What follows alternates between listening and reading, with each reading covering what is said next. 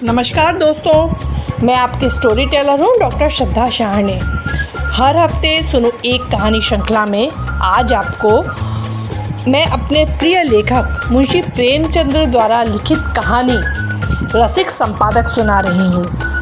यह एक हास्यमयी कहानी है जिसमें लेखक ने एक महिला कवित्री द्वारा प्रेषित प्रेम रस से परिपूर्ण कविताओं को पढ़कर संपादक महोदय के दिल का हाल का बखान किया है। यदि आपको यह कहानी सुनने में अच्छी लगे तो ज़रूर किसी पास की लाइब्रेरी में जाकर किसी किताब में पढ़ने का प्रयास कीजिएगा। और आपसे यह भी निवेदन है कि मेरे चैनल को अधिक से अधिक सब्सक्राइब करें, कहानियों को अपने मित्रों को अधिक से अधिक शेयर करें और कहानी के अच्छे या बुरे लगने पर रिव्यूज़ कमेंट बॉक्स में ज़रूर डालें। नवरस के संपादक पंडित चोखेलाल शर्मा की धर्मपत्नी का जब से देहांत हुआ है, आपको स्त्रियों से विशेष अनुराग हो गया है और रसिकता की मात्रा भी कुछ बढ़ गई है। पुरुषों के अच्छे अच्छे लेख रद्दी में डाल दिए जाते हैं, पर देवियों के लेख कैसे भी हों तुरंत स्वीकार कर लिए जाते हैं और बहुधा लेख की रसीद के साथ लेख की प्रशंसा कुछ इन शब्दों में की जाती है। आपका लेख पढ़कर दिल थाम कर रह गया। अतीत जीवन आँखों के सामने मूर्तिमान हो गया, अथवा आपके भाव साहित्य सागर के उज्जवल रत्न हैं जिनकी चमक कभी कम ना होगी। और कविताएं तो हृदय की हिलोरें, विश्व वीणा की अमरतान, अनंत की मधुर वेदना, निशा का नीरव गान होती थी। प्रशंसा के साथ दर्शन की उत्कट अभिलाषा भी प्रकट की जाती थी। यदि आप कभी इधर से गुजरें तो मुझे न भूलिएगा। जिसने ऐसी कविता की सृष्टि की है उसके दर्शन का सौभाग्य मुझे मिला तो अपने को धन्य मानूंगा। लेखिकाएं अनुरागमय प्रोत्साहन से भरे हुए पत्र पाकर फूली न समाती। जो लेख अभागे भिक्षुक की भांति कितने ही पत्र पत्रिकाओं के द्वार से निराश लौट आए थे, उनका यहाँ इतना आदर। पहली बार ही ऐसा संपादक जन्मा है जो गुणों का पारखी है और सभी संपादक अहमन्य हैं, अपने आगे किसी को समझते ही नहीं। जरा सी संपादकी क्या मिल गई, मानो कोई राज्य मिल गया। संपादकों को कहीं सरकारी पद मिल जाए तो अंधेर मचा दे। वह तो कहो कि सरकार इन्हें पूछती नहीं। उसने बहुत अच्छा किया जो ऑर्डिनेंस पास कर दिए और स्त्रियों से द्वेष करो, यह उसी का दंड है। यह भी संपादक ही है, कोई घास नहीं छीलते। और संपादक भी एक जगत विख्यात पत्र के। नवरस सब पत्रों में राजा है। चोखेलाल जी के पत्र की ग्राहक संख्या बड़े वेग से बढ़ने लगी। हर डाक से धन्यवादों की एक बाढ़ सी आ जाती और लेखिकाओं में उनकी पूजा होने लगी। ब्याह, गौना, मुंडन, छेदन, जन्म मरण के समाचार आने लगे।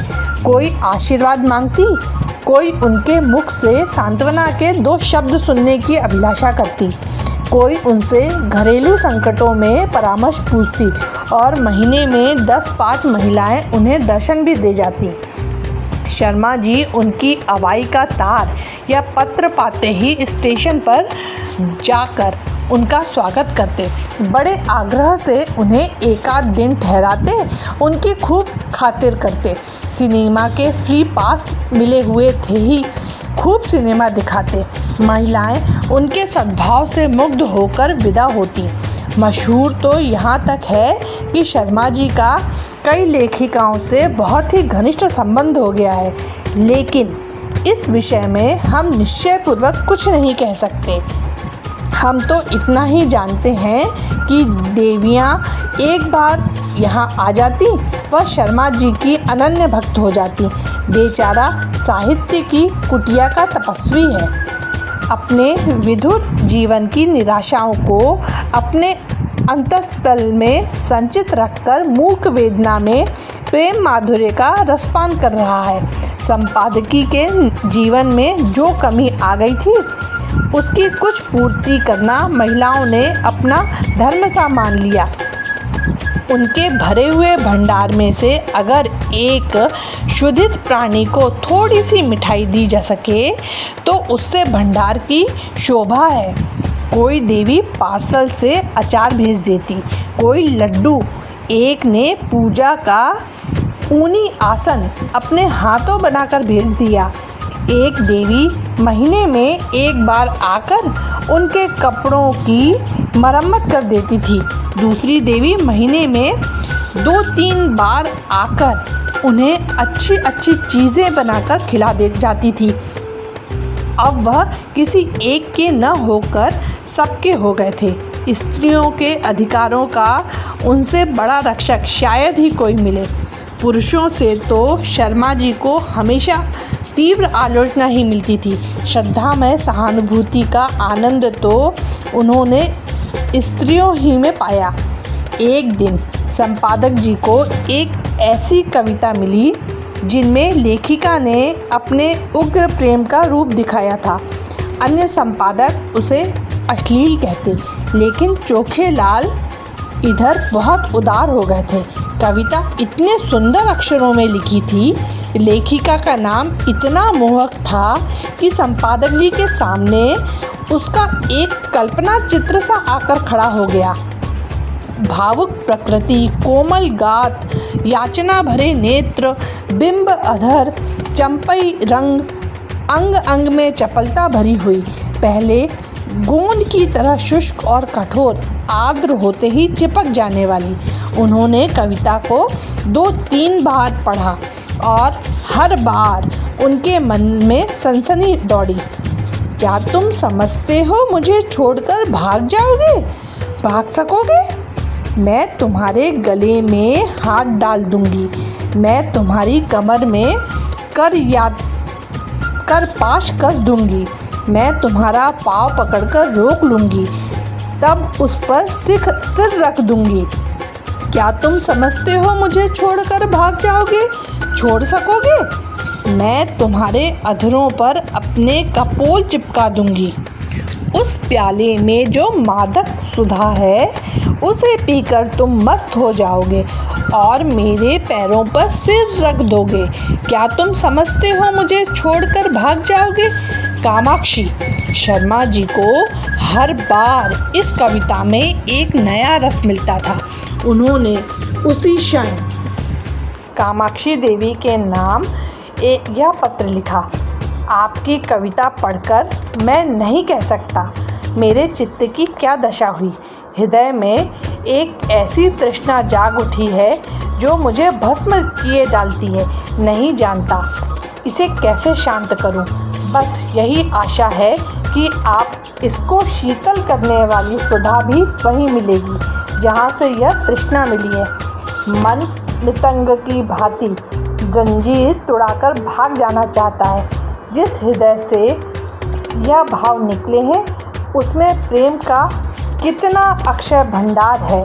उस प्रेम का जो अपने को समर्पित कर देने में ही आनंद पाता है। मैं आपसे सत्य कहता हूँ, ऐसी कविता मैंने आज तक नहीं पढ़ी थी और इसने मेरे अंदर जो तूफान उठा दिया है वह मेरी विधुर शांति को छिन्न भिन्न किए डालता है।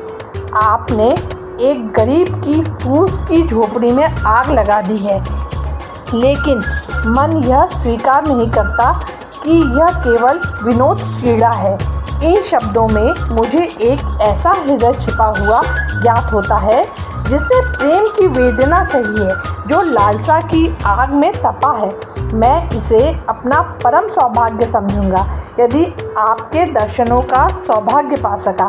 यह कुटिया अनुराग की भेंट लिए आपका स्वागत करने को तड़प रही है। सब प्रेम। तीसरे दिन उत्तर आ गया। कामाक्षी ने बड़े भावुकतापूर्ण शब्दों में कृतज्ञता प्रकट की और अपने आने की तिथि बताई थी। आज कामाक्षी का शुभागमन है।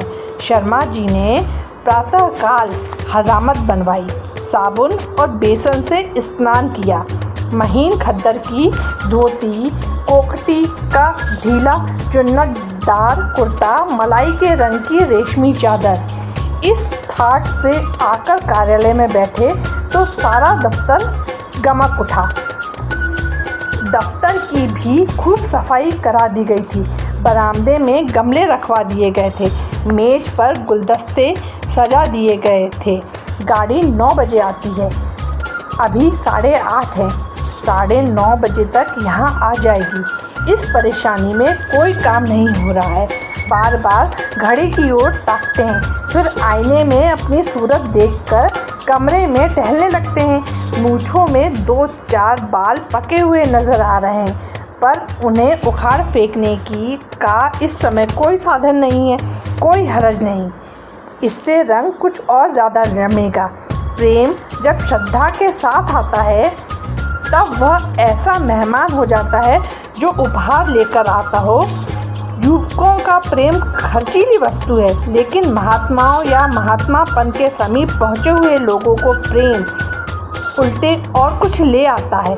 युवक जो रंग बहुमूल्य उपहारों में से जमाता है, यह महात्मा या अर्ध महात्मा लोग केवल आशीर्वाद से जमा लेते हैं। ठीक 9:30 बजे चपरासी ने आकर एक कार्ड दिया, लिखा था कामाक्षी। शर्मा जी ने उसे देवी जी को लाने की अनुमति देकर एक बार फिर आईने में अपनी सूरत देखी और एक मोटी सी पुस्तक पढ़ने लगे, मानो स्वाध्याय में तन्मय हो गए हैं।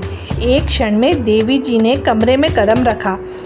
शर्मा जी को उनके आने की खबर न हुई। देवी जी डरते डरते समीप आ गईं। तब शर्मा जी ने चौंक कर सिर उठाया, मानो समाधि से जाग पड़े हों, और खड़े होकर देवी जी का स्वागत किया। मगर यह वह मूर्ति न थी जिसकी उन्होंने कल्पना कर रखी थी। एक काली, मोटी, अधेड़, चंचल औरत थी जो शर्मा जी को इस तरह घूर रही थी मानो उन्हें पी जाएगी। शर्मा जी का सारा उत्साह, सारा अनुराग ठंडा पड़ गया। वह सारी मन की मिठाइयाँ जो वह महीनों से खा रहे थे, पेट में शूल की भांति चुभने लगी। कुछ कहते सुनने न बना, केवल इतना बोले, संपादकों का जीवन बिल्कुल पशुओं का जीवन है। सिर उठाने का समय नहीं मिलता उस पर। कार्याधिक्य से इधर मेरा स्वास्थ्य भी बिगड़ रहा है। रात ही से सिर दर्द से बेचैन हूँ। आपकी क्या खातिर करूँ? कामाक्षी देवी के हाथ में एक बड़ा सा पुलिंदा था। उसे मेज पर पटक कर रुमाल से मुंह पोंछकर मृदु स्वर में बोली, यह आपने तो बड़ी बुरी खबर सुनाई। मैं तो एक सहेली से मिलने जा रही थी, सोचा रास्ते में आपके दर्शन करती चलूं, लेकिन जब आपका स्वास्थ्य ठीक नहीं है तो मुझे यहाँ कुछ दिन रहकर आपका स्वास्थ्य सुधारना पड़ेगा। मैं आपके संपादन कार्य में भी आपकी मदद करूँगी। आपका स्वास्थ्य स्त्री जाति के लिए बड़े महत्व की वस्तु है। आपको इस दशा में छोड़कर मैं अब जा नहीं सकती। शर्मा जी को ऐसा जान पड़ा जैसे उनका रक्त प्रवाह रुक गया है, नाड़ी छूटी जा रही है। उस चुड़ैल के साथ रहकर तो जीवन ही नरक हो जाएगा। चलिए कविता करने। और कविता भी कैसी? अश्लीलता में डूबी हुई। अश्लील तो है ही, बिल्कुल सड़ी हुई, गंदी। एक सुंदर युवती की कलम से वह कविता कामबान थी। इस डायन की कलम से तो वह परनाले का कीचड़ है। मैं कहता हूँ इसे ऐसी कविता लिखने का अधिकार ही क्या है? यह क्यों ऐसी कविता लिखती है? क्यों नहीं किसी कोने में बैठकर राम भजन करती? आप पूछती हैं मुझे छोड़कर भाग सकोगे? मैं कहता हूँ आपके पास कोई आएगा ही क्यों? दूर से ही देखकर न लंबा हो जाएगा? कविता क्या है जिसका न सिर न पैर, मात्राओं तक का इसे ज्ञान नहीं है और कविता करती है। कविता अगर इस काया में निवास कर सकती है तो फिर गधा भी गा सकता है, ऊँट भी नाच सकता है। इस रान का इतना भी नहीं मालूम कि कविता करने के लिए रूप और यौवन चाहिए, नज़ाकत चाहिए, नफासत चाहिए।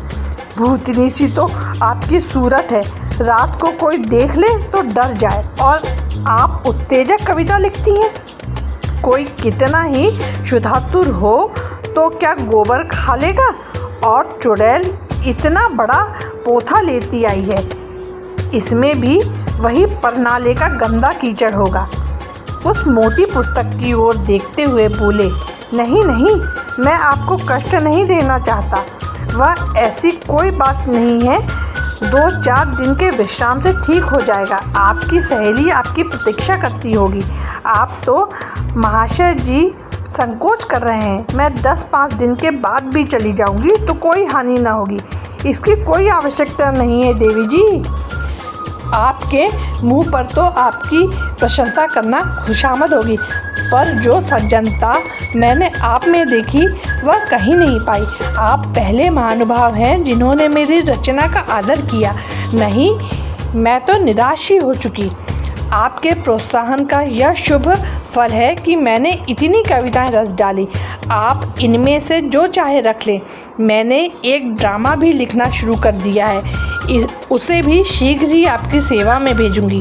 कहिए तो 2-4 कविताएं सुनाऊं? ऐसा अवसर मुझे फिर कब मिलेगा? यह तो नहीं जानती कि कविताएं कैसी हैं, पर आप सुनकर प्रसन्न होंगे। बिल्कुल उसी रंग की हैं। उसने अनुमति की प्रतीक्षा न की, तुरंत पोथा खोलकर एक कविता सुनाने लगी। शर्मा जी को ऐसा मालूम होने लगा जैसे कोई भिगो कर जूते मार रहा है।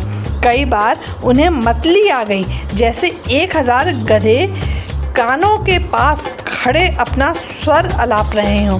कामाक्षी के स्वर में कोयल का माधुर्य था, पर शर्मा जी को इस समय वह भी अप्रिय लग रहा था। सिर में सचमुच दर्द होने लगा।